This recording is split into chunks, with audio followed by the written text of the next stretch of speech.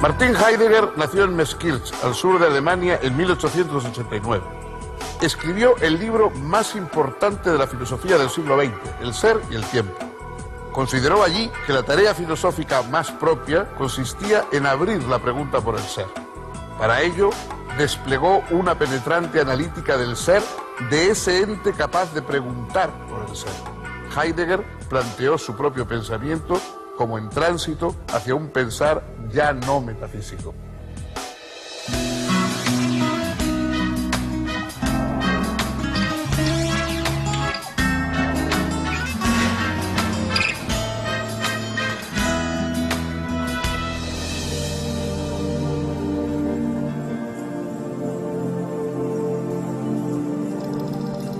¿Cómo están, amigos?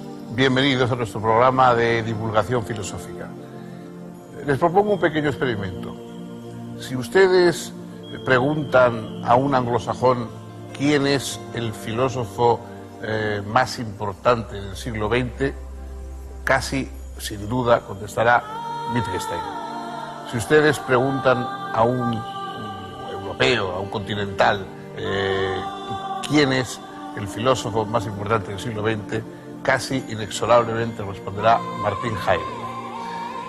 Son dos aspectos totalmente divergentes de la filosofía y dos caminos distintos. Siempre se había dicho que la filosofía anglosajona, Inglaterra y Estados Unidos, y la filosofía continental seguían vías diferentes. Puede que no haya vías tan diferentes como la que puede darse siguiendo a Wittgenstein o siguiendo a Martin Heidegger. Heidegger fue un filósofo oscuro. Es un filósofo, primero es un profesor de filosofía, empieza como profesor de filosofía y sigue una escala académica hasta llegar a rector de la Universidad de Berlín en pleno nazismo. Y ahí está, en ese episodio del nazismo, el momento oscuro que marca el final, por supuesto, de su carrera académica, un periodo turbulento porque de alguna forma, después de la guerra, se le va a hacer reproches por su nazismo. Él permanece en un cierto ostracismo hasta que ya en los años finales de los 50 vuelve otra vez a aparecer discretamente, al menos en la vida pública, y su obra es recuperada. ¿Fue nazi Heidegger? Esto es una pregunta que a lo largo de este siglo se ha hecho muchas veces. En un cierto sentido, no cabe duda de que aceptó y colaboró con el régimen nazi y, por supuesto, no se opuso a él en modo alguno, a pesar de que sus seguidores tratan de inventarle algunos tipos de resistencia.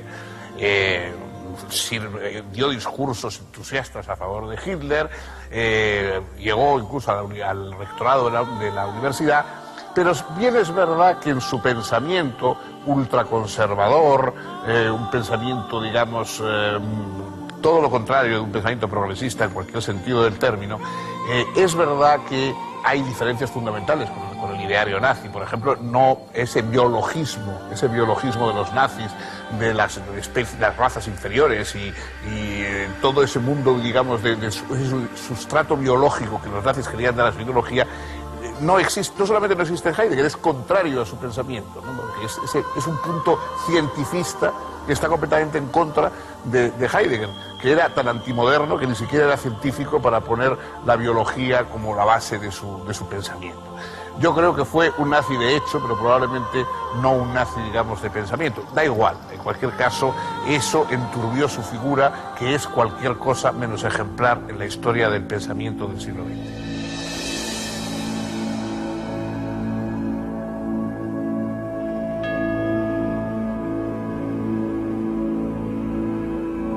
Martin Heidegger nació en 1889 en Meskirch, un pequeño pueblo en el sudoeste de Alemania.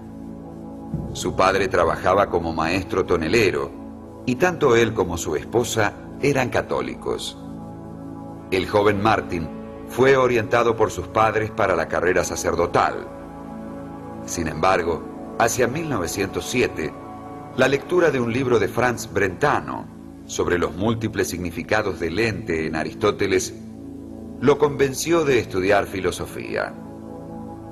Abandonó, pues, su formación sacerdotal e ingresó a la Universidad de Friburgo, concluyendo sus estudios universitarios en 1913. Durante la Primera Guerra Mundial fue destinado a un puesto de control postal y luego a un observatorio meteorológico en el frente. Al finalizar la contienda, comenzó su carrera académica. A partir de 1916, colaboró con el filósofo Edmund Husserl. En 1917, se casó con Elfriede Petri, hija de un alto oficial prusiano de confesión luterana, y comenzó a dictar diversos cursos y seminarios.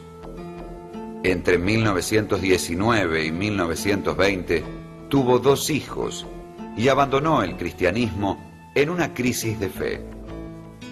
En 1923 fue nombrado profesor extraordinario y director del Seminario de Filosofía en la Universidad de Marburgo.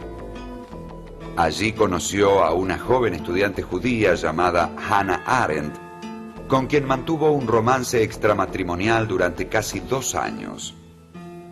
Ella fue, en palabras de Heidegger, la musa inspiradora de su obra más famosa, Ser y Tiempo, cuyas primeras 2 secciones fueron publicadas en 1927.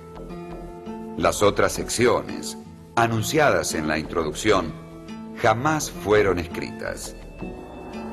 En 1929, al retirarse Husserl de su cátedra en Friburgo, propuso a Heidegger para reemplazarlo.